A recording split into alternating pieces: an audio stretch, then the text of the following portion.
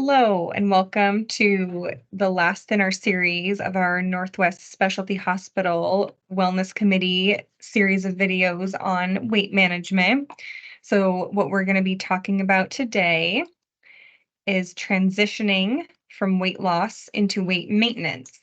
And I really strongly encourage, if anybody hasn't watched all of the other videos that we've posted, to go ahead and watch those also, because there's a lot of really great information on weight loss tips, exercise, managing stress, and all kinds of other good topics that can help along with your weight loss and health journey. So basically, what we'll talk about is going to be the goal weight, nutrition, lifestyle, and physical activity when it comes to weight maintenance and shifting from a weight loss mode into a weight maintenance mode.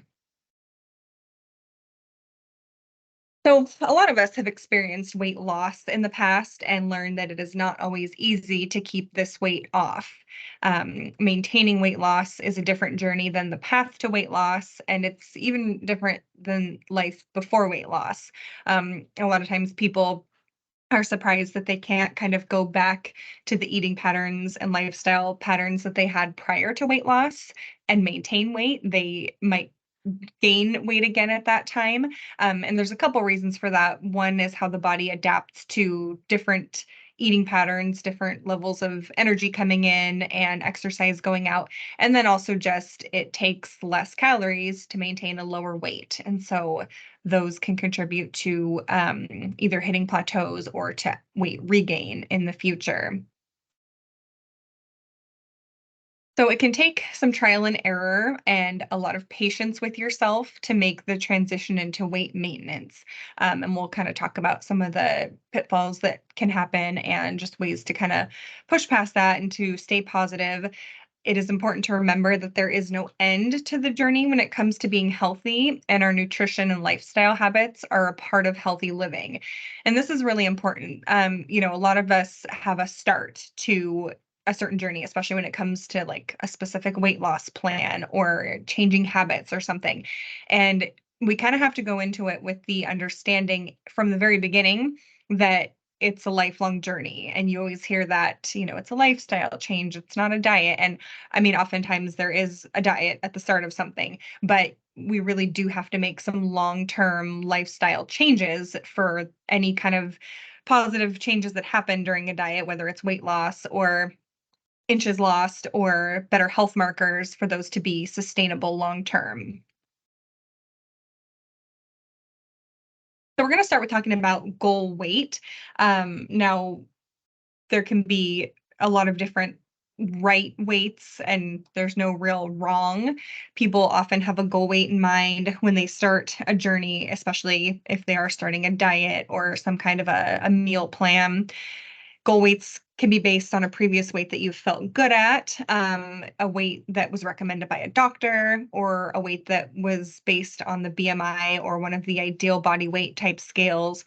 It's really important to set a goal weight that you feel comfortable with. It's also good to be flexible when you're moving towards your goal weight once you have a number in mind. Some people might find that they feel healthy at a weight that's higher than what their original goal weight was that they set. And some people might continue to lose past their goal weight. And as long as you're doing it in a healthy way, and not going into like a underweight type status, then that can be fine too.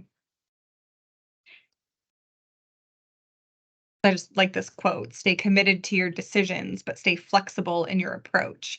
And I like that for not only weight loss and weight maintenance, but just health in general. Again, with all of this, there's no end point. It's just continuation and allowing ourselves to be flexible along the way. So now we'll talk about the nutrition part of moving from loss into weight maintenance. Now, this is going to be a lot different depending on what you did to lose the weight. So, if you're following a really restrictive diet, whether it's a really low calorie or it has cut out a complete food group or more, or really changed like the types of foods you're able to eat, like if you're doing some kind of a whole 30 kind of meal plan, it can be a lot more dramatic than if you just kind of decreased portion sizes and cut out sweet snacks or something. But kind of in general, we're talking about moving into kind of just a slightly hypocaloric diet into the kind of calories that you would need to maintain your weight. Um, if you were doing some kind of a really restrictive diet, I would recommend just gradually reintroducing foods or food groups that you haven't been doing, or gradually increasing your calorie intake. Either way, you want to just kind of do it slowly. Start with maybe one or two things at a time so that you're not shocking your system and having some quick weight regain that can be demotivating. So, when you're approaching your goal weight, you will begin to adjust your diet and exercise to decrease the amount of weight you're losing and to shift into weight maintenance. So recommendations for overall diet patterns will basically remain the same if you are just following kind of a lower calorie balanced meal plan. We usually recommend focusing on non-starchy vegetables, lean protein, fruit, and whole grains. It's a good idea to continue to avoid sugary and high fat foods like fast food and things like that, as they do come with a lot of calories per serving. Also, a good tip would be trying not to drink your calories. So, getting soda or coffee drinks or anything like that, trying to get your 8 cups per day, mostly from water and other non sugary beverages. And then keeping your protein intake adequate during weight loss and weight maintenance is important for maintaining muscle and strength as much as you're able to. And that doesn't mean you have to be following a high protein diet. You just want to make sure you're getting enough to preserve what you have. And so definitely talk to a dietitian, or you can look online and find a reputable site that might have a recommendation for if you're able to put in some of your information. A good rule of thumb, if you're not super physically active, is 0.8 grams per kilograms, and you might have to find a calculator to do that math, but somewhere around the point 0.8 to 1, and then maybe more so if you are really focusing on some kind of weightlifting or strength building exercises. So, like I mentioned, you'll want to adjust your intake gradually, depending on how low you have been going, increasing slowly by about 200 to 500 calories per day. I would say starting with just increasing by 100, maybe giving it a week, going up another two or another 100 to 200, and so on. And just kind of stopping again for at least a week and just kind of gauging what's happening with your body and how you're feeling as you're doing that. And it can be just as simple as slightly increasing portion sizes. So just by, a couple tablespoons of each food you're having, or adding in a small snack sometime during the day. So it's a good idea to try using either increasing portion sizes, or if you are going to add a snack, do a filling snack with fiber or protein. So we want to try to do as much nutrient dense food as possible, because that can really help with weight maintenance, not going back to doing, processed foods, snacky type stuff that we tend to think of that's easy and quick. But even something like a string cheese, a medium apple, couple cups of popcorn, a small handful of almonds or pistachios or cashews, a boiled egg, a couple blueberries, half a cup of oatmeal with a non-calorie sweetener, half cup of cottage cheese. Those are all examples of either a high protein or a high fiber or both snack that comes in at under 100 calories or so. And so trying something like that can be a good way to start increasing calories without necessarily having to do a lot of measuring or tracking if you're not already doing that. And speaking of tracking, we don't necessarily want to be in the tracking habit forever, but it might be helpful to track for a few weeks to determine which foods you're eating and what portion sizes are, and helping you to kind of realize how to fit everything into a day.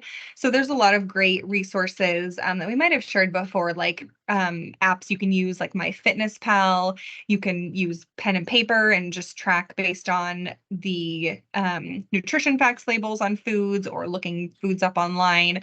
There's a lot of different ways you can do it, but just maybe when you're doing your weight loss, if you haven't been tracking, kind of tracking a day in the life when you were actively losing weight and then increasing from there so that you can kind of see how much you're eating, which foods, and what you're doing for your meals and snacks that you can continue on while still adding a little here and there to get into the maintenance mode.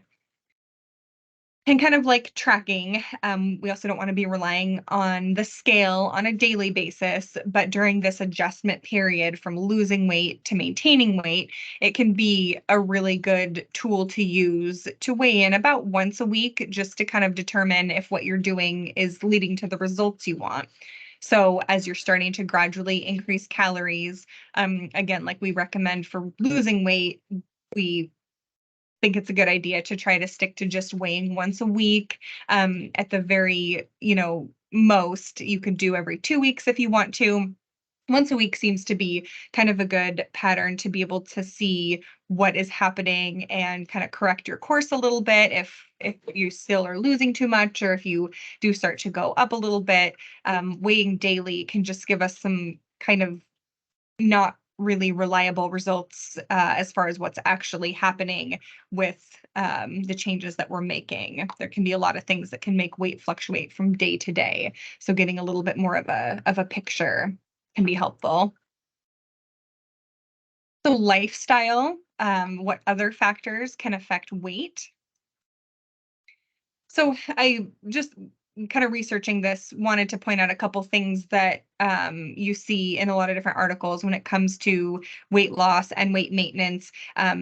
Looking into kind of some of the behaviors that we were maybe doing before we started on a weight loss journey. So kind of the things that might have led us to eat more than we should have to maintain the weight that we were at, or that caused us to gain weight. So of course, what we're putting into our bodies and the exercise that we're doing or not doing are two main factors as far as what actually makes those numbers change.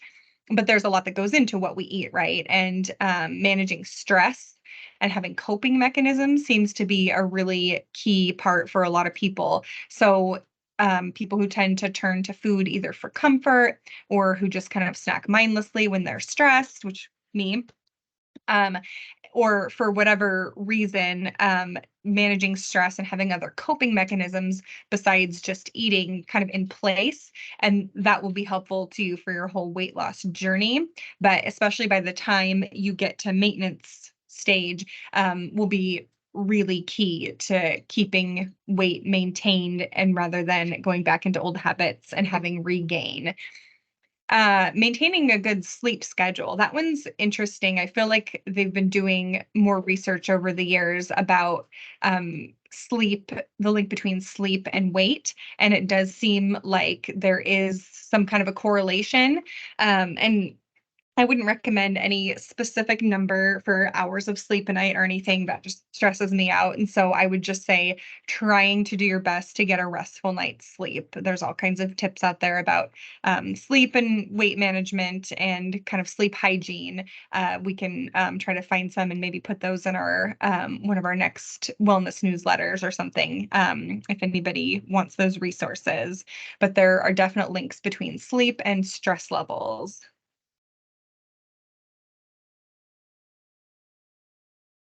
So also avoiding common problems that can contribute to weight regain. Some of these you'll see we talked about a little bit: eating in response to stress or boredom, and kind of thinking about what are your responses to those feelings right now. So while you're on your weight loss journey, sometimes we're in kind of a different mindset where we're so committed and things are going so well and we're seeing the number move. And so that's really motivating. And so we're not as tempted to say eat out of stress or eat out of boredom or to graze. But those kinds of things can start to creep back in over time, especially when we're not as goal oriented as maybe we were in the beginning of our journey.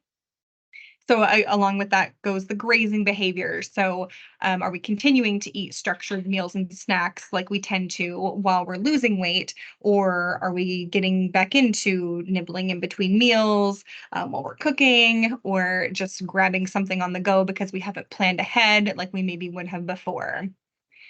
Skipping meals, consistency seems to be really important when it comes to weight maintenance. And I was reading some interesting stuff about not just being consistent in eating meals, but also avoiding things like cheat days. And that's not to say that you have to be 100% on your plan all of the time. Of course, we're going to have holidays and, celebrations and vacations and all kinds of things like that that we don't want to always be tracking or counting or whatever. But just trying to be as consistent as possible on a daily basis in your life. And when you do have kind of an off plan thing, just accepting it, enjoying it, and then being able to kind of let yourself move on from that and not have it turn into kind of a backslide into things you were maybe doing before that weren't good for your health. And not seeking support was a big one too that I kept reading in regards to people having weight regain. So having people to kind of turn to when it comes to just dealing with the stress or dealing with anything that comes up so that you can kind of help manage what's happening. So, using friends, family, support groups, anything that is good for you when it comes to not only managing stress, but also just having somebody to kind of bounce ideas off of and troubleshoot with if you are struggling in any way. So, a big key to weight maintenance is physical activity. Physical activity is important for weight loss, but it seems to be even more so for maintaining weight loss. So the recommendation that we talk about often is 150 minutes per week. And so that can translate into 30 minutes, 5 days per week, take the weekend off. 20 minutes every day it gets you almost there. 40 minutes, 4 days per week. So any one of those combinations or whatever combination works for you and fits into your life to where you're going to be able to do it consistently. You can also think of it in terms of calories. So burning 1,500 to 2,000 calories per week is another set of numbers that I saw. So if you are using some kind of a smartwatch or something that tracks things like that, or if you're logging in your activity in a tracker like MyFitnessPal, that's another number to kind of keep in mind too. Sometimes focusing on the amount of minutes people are exercising isn't the best just because you kind of are looking at it like, okay, well, when am I done with this? And it's not as enjoyable. But if you're just able to do something that's fun for you, that you can just kind of keep track of over the week and try to hit those marks, that can be a really great way to think of it also. So it's really important to build up your physical activity habits while you're going through your weight loss journey with things you enjoy doing. So you don't want to hit the end of your journey where all of a sudden you're at this weight that you feel good at and you've really just been restricting what you're eating and now you're having to make all these changes to what you're eating and start a regimen of physical activity which can take some time to really figure out what you like to do, what your body is comfortable doing, and what is safe for you to do, fitting in to your day, the time that it takes to do these different things.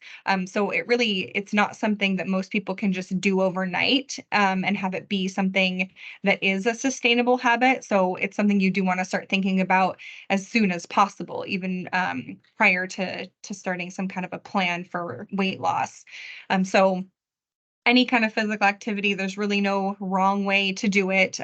Walking, biking, hiking, golfing, swimming, especially for this hot weather, we have doing things that you can either do in the water or indoors in air conditioning, classes like yoga or Pilates. There's a lot of great online videos that you can find on YouTube or TikTok even that can give you workouts anywhere from like 5 minutes to an hour. So those are all great things to check out And then also just following that guideline too of trying to be active more and be sedentary less. So trying to do whatever you can to not be sitting as much as possible can be good for maintaining weight, but also just overall health.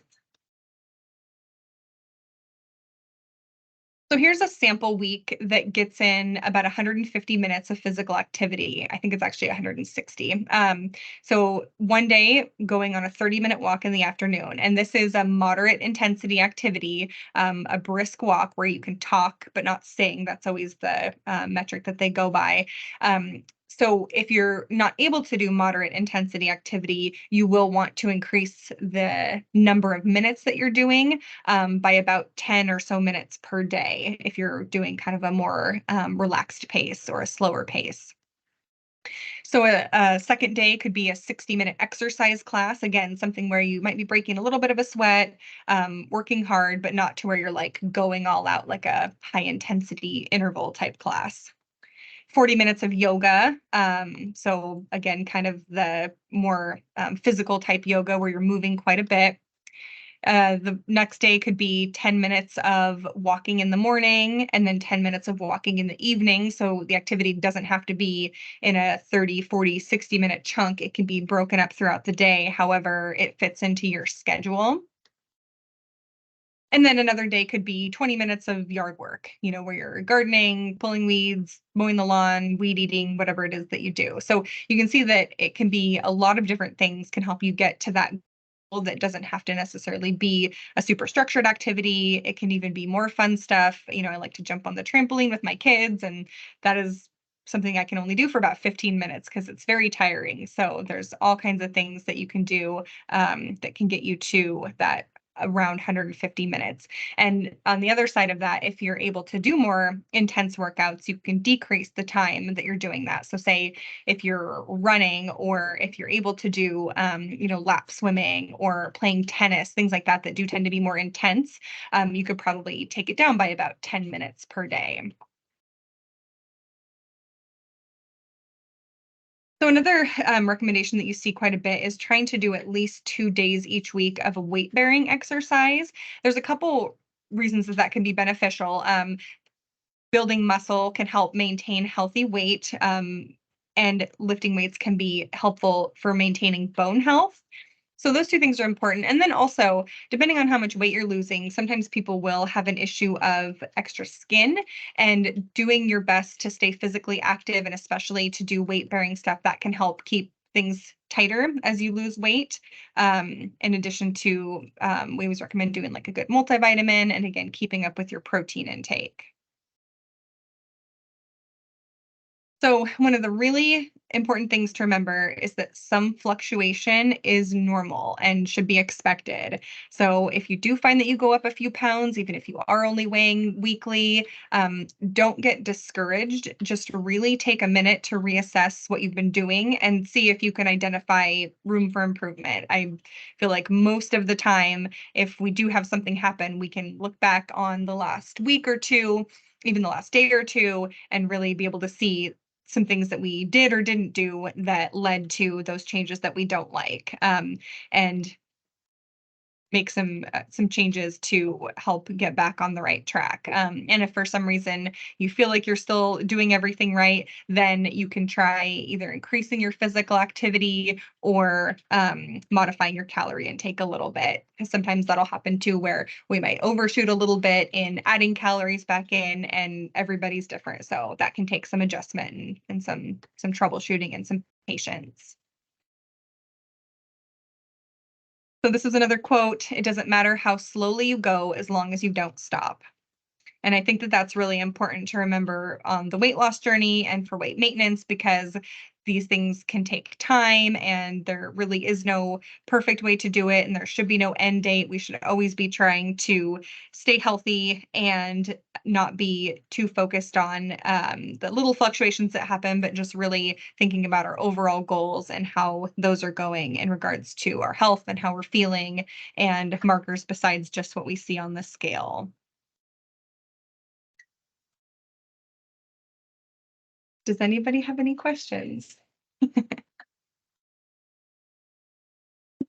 Thank you.